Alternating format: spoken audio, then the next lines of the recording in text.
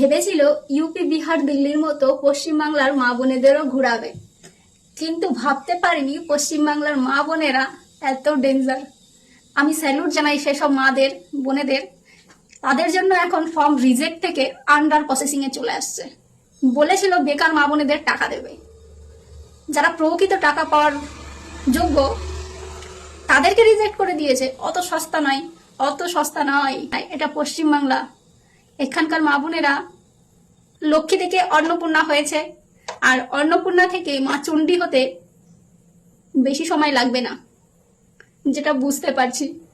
Tension করো না, এটা এখন যে নিয়মটা শুরু হয়েছে যে বাড়ি বাড়ি গিয়ে কিন্তু ভেরিফিকেশন হবে, এতে যারা বঞ্চিত হয়েছিল অন্নপূর্ণা ভান্ডার থেকে তারা কিন্তু 100% টাকা পাবে।